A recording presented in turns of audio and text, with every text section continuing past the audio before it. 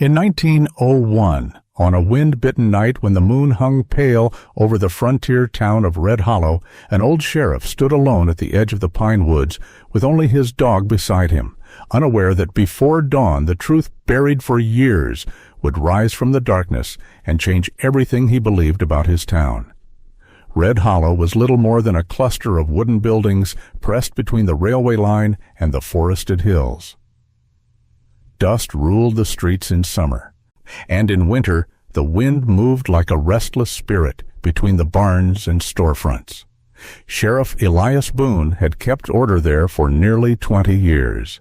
His hair had gone silver beneath his hat, and his steps had grown slower, but the town trusted him. At his side since the spring of 1893 had been a broad-chested hound named Copper, a dog with amber eyes and a patience that seemed almost human. The town had known peace for some time, yet a quiet unease had settled in recent weeks. Livestock had gone missing from distant farms. A railway worker had vanished after a late shift. People whispered of drifters moving through the hills, but no one had seen anything certain. Sheriff Boone had searched the outskirts by lantern light more than once, and each time Copper had walked calmly at his heel. But on that particular night, something was different. It began with a sound that barely rose above the wind. Copper, Joe, who had been lying beside the sheriff's desk in the small wooden jailhouse, lifted his head sharply. His ears stiffened. A low growl rolled from his chest, not loud, but steady. Sheriff Boone looked up from his papers. "What is it, boy?" he murmured. Copper moved to the door and scratched once, then twice. The sheriff hesitated. It was near midnight. Red Hollow slept. Yet there was a look in the dog's eyes that Boone had learned not to ignore. He took his lantern from its hook, slid his revolver into place, and stepped out into the cold. The wind carried the scent of pine and distant smoke. Copper did not wait for command. He trotted down the empty street toward the northern edge of town, where the trees thickened and the ground dipped toward an old logging trail long abandoned. Boone followed, his boots crunching against frozen dirt. At first, the sheriff believed the dog had caught the scent of a wandering animal, but then Copper stopped, sniffed the air, and veered sharply off the path into the forest. That was the moment everything began to shift. The trees swallowed the lantern light, and shadows stretched long and restless between the trunks. Copper moved with purpose, nose low, tail rigid. Sheriff Boone felt a tightening in his chest. He had walked these woods for decades. There were no cabins this far north, no farms, no reason for anyone to be here at such an hour. Then the dog halted and let out a short, sharp bark. Boone raised the lantern higher. At first he saw nothing but snow-dusted brush. Then he noticed disturbed earth near the base of a fallen pine. The ground had been recently turned. Copper began pawing at it, whining softly. "Easy," Boone whispered, though his voice carried unease. He knelt, brushing away loose soil with gloved hands. The earth was damp despite the frost. Beneath a thin layer of dirt lay a scrap of cloth. Boone pulled it free. It was part of a railway uniform. A cold understanding crept over him.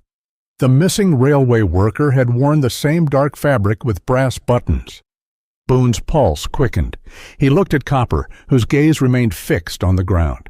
But then something else caught the sheriff's ear. A faint sound. Not wind, not branches. A muffled thud. Copper heard it too. His head snapped toward a dense cluster of trees farther up the slope. Without hesitation, he bolted. "Copper!" Boone called, rising quickly. He followed, stumbling over roots as the dog disappeared into the shadows. The thudding sound came again, clearer now. Wood against wood, a struggling movement. The sheriff's lantern light flickered across a small structure half hidden among the trees. It was an old supply shed from the logging days, long thought abandoned. Its door was fastened from the outside with a heavy iron chain. Copper threw himself against the door, barking fiercely. Boone rushed forward and pressed his ear to the rough planks. From within came a weak voice. "Help!" The word barely carried, but it was enough. Sheriff Boone's hands shook as he pulled at the chain. It would not budge. He stepped back and fired once at the lock. The shot echoed through the forest, scattering birds from their sleep. The lock shattered, and the chain fell loose. He flung the door open. Inside, bound at the wrists and weak from cold, lay Thomas Hale. The missing railway worker. His face was pale, his lips cracked. When he saw the sheriff silhouetted in lantern light, tears welled in his eyes. "They were going to move me by morning," Hale whispered hoarsely, "said no one would ever look here." Boone cut the ropes quickly. "Who?" he demanded. Hale swallowed. "Men from town. Said they needed the rail shipments, weapons, supplies. I saw them hiding crates. They couldn't let me speak." The words struck harder than the winter wind. Men from town. Boone's mind raced. The recent thefts, the livestock, the missing supplies. It had not been drifters. It had been organized, planned, and Copper had known. A snapping branch sounded behind them. Boone turned sharply. Figures moved between the trees, 3 men emerging from the darkness, their faces half covered by scarves. One held a rifle. "That was a mistake, Sheriff," the tallest one said coldly. "You should have stayed in town." Copper stepped forward, teeth bared, a low growl rumbling from his chest. Boone moved to shield Hale, raising his revolver. The forest seemed to hold its breath. "Drop it," one of the men warned. For a heartbeat, no one moved. Then Copper lunged. He moved with a speed that defied his years, striking the rifleman and knocking him off balance. The gun discharged harmlessly into the trees. Chaos erupted. Boone fired once, grazing the arm of another man who fled into the darkness. The third stumbled back as Copper circled, snapping and barking with relentless fury. Within moments, the forest was no longer silent. 2 of the men ran, vanishing into the night. The rifleman lay groaning on the ground, disarmed. That was the moment the truth fully emerged. The thefts had been orchestrated by men sworn to protect the town's trade routes. Trusted faces, familiar voices, and had it not been for a restless dog refusing to sleep, and an innocent man would have disappeared forever. By dawn, deputies from the neighboring county arrived on horseback. The captured man confessed, and the hidden crates were uncovered near the old shed. Red Hollow awoke not to rumor, but to revelation. Sheriff Boone stood outside the jailhouse as townsfolk gathered, their expressions a mixture of shock and shame. Copper sat at his side, calm once more, as if the storm had passed. Thomas Hale, wrapped in blankets. Tenno stepped forward and placed a trembling hand on the dog's head. "He never gave up," he said softly, "even when I thought all was lost." Boone looked down at his companion. In the black and white stillness of that winter morning, with frost clinging to rooftops and smoke rising from chimneys, he felt something deeper than pride. He felt gratitude. Copper had not only saved a man, he had saved the town from a rot growing unseen beneath its surface.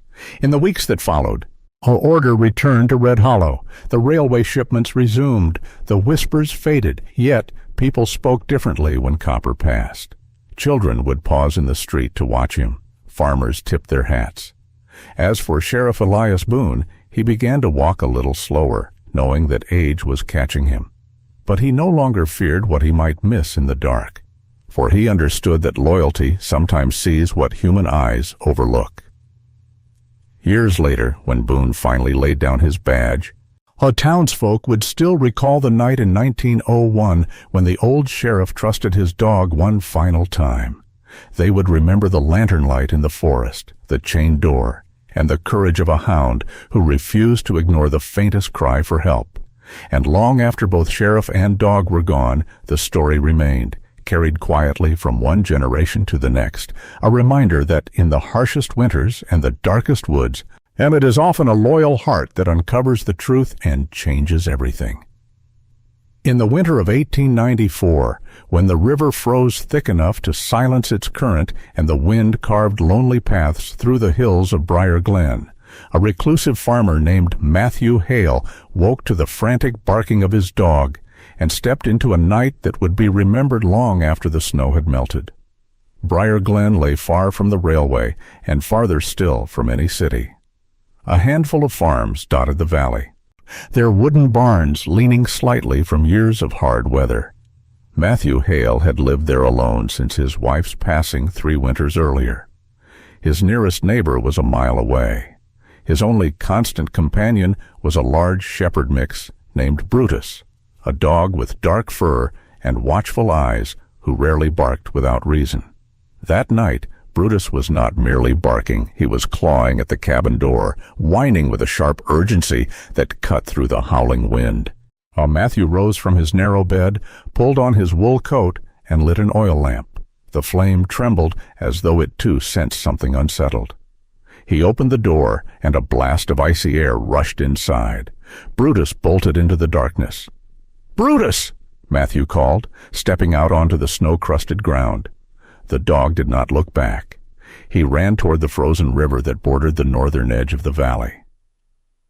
Matthew hesitated only a moment before following, holding the lamp high as snowflakes spun in the light. The river had been silent for days, locked beneath thick ice. Children sometimes crossed it in daylight, though the elders warned against trusting frozen water. Matthew's boots slipped as he neared the bank. Then he heard it, a faint cry. It carried thinly across the wind, barely more than a whisper. Brutus had reached the center of the river. He circled frantically, barking, pawing at the ice. Matthew's breath caught in his throat. He stepped carefully onto the frozen surface, testing each movement. The ice groaned beneath his weight. Another cry rose from below. Someone was under the ice. Panic struck him, but Brutus's behavior changed. The dog stopped barking wildly and instead pressed his body low, sniffing and scraping at a particular spot where the ice appeared darker. That was the moment everything began to shift. Matthew knelt, pressing his ear to the frozen surface. A weak pounding answered from beneath. Without wasting another breath, he hurried back to the bank and retrieved an iron bar used for fence posts. The wind howled louder, as if warning him away, but he returned to the marked spot where Brutus waited, trembling yet steadfast. He struck the ice once. It cracked, but did not break. He struck again. A fissure spread outward like a spider's web. The third blow shattered a hole wide enough for freezing water to surge upward. Beneath the broken ice, a small hand emerged, pale and shaking. It was Samuel Turner, the miller's youngest son, who had not returned home before dusk. Matthew dropped to his knees and plunged his arms into the icy water. The cold stabbed like knives, but he gripped the boy's coat and pulled with every ounce of strength left in him. Brutus seized the back of the coat with his teeth and pulled as well. Altogether, man and dog dragged the child onto the ice. Samuel coughed violently, water spilling from his lips. His eyes fluttered but did not fully open. The ice beneath them groaned again. Matthew knew they could not remain. He lifted the boy into his arms, nearly slipping as Brutus guided him step by careful step back toward the bank. Each crack beneath his boots felt like a final warning. But somehow they reached solid ground. The wind had grown fiercer, and snow swirled so thickly that the path home nearly vanished. Matthew's arms burned from the weight of the child, whose body felt colder with every passing second. Then something else happened. Brutus ran ahead, disappearing briefly into the storm. Matthew's heart lurched with fear that the dog had abandoned them. But within moments, Brutus returned and began running in a wide arc, circling back and forth. He was marking a path. But Matthew realized that in the white blindness of the storm, the dog was guiding him by instinct, choosing firmer ground, avoiding drifts and hidden dips. That was the moment he understood that without Brutus, they would not survive the walk back. At last, the cabin emerged through the veil of snow. Inside, Matthew wrapped Samuel in blankets near the fire and worked steadily, rubbing warmth back into the boy's frozen limbs. Brutus lay beside the hearth, eyes never leaving the child. However, for a long while there was only the crackling of wood and the howl of wind outside. Then Samuel stirred. A weak cough escaped his lips. His eyes opened slowly, confusion giving way to recognition. "Mr. Hale," he whispered. Matthew exhaled a breath he felt he had been holding since stepping onto the river. By dawn, the storm had quieted. Word spread quickly through Briar Glen that Samuel Turner had been pulled from beneath the ice. His father arrived first, had tears freezing on his cheeks as he embraced his son. When he learned how the rescue had unfolded, his gaze shifted to Brutus. "He found him?" the miller asked. Matthew nodded. "He wouldn't stop until I followed." The townsfolk gathered outside the cabin that morning, their faces pale in the winter light. They had all feared the worst. Children clung to their mothers. Men stood silent, hats in hand. Brutus stepped outside beside Matthew, calm now, as though the night's terror had been nothing more than a passing disturbance. But the truth was clear to everyone present. Had the dog not woken his master? Had he not chosen the precise spot on the ice? Had he not pulled alongside the struggling farmer? A small grave would have been dug before spring. In the days that followed, something changed in Briar Glen. Neighbors visited Matthew more often. Laughter returned to his quiet cabin. The loneliness that had wrapped around him since his wife's passing began to loosen its hold, and whenever Samuel passed the farmhouse, he would stop to kneel beside Brutus, pressing his face into the dog's thick fur with quiet gratitude. Years later, when the river froze again each winter, parents would remind their children of the night in 1894 when a faithful dog refused to sleep, when instinct pierced through wind and ice, and when a lonely farmer followed that instinct into the storm. Oh, they would say that sometimes salvation does not arrive with loud heroics or grand declarations. Sometimes it comes on four steady legs, barking into the darkness until someone finally listens. And in that small valley of Briar Glen, beneath black and white skies and the memory of a frozen river, the name of Brutus was spoken with a reverence usually reserved for men.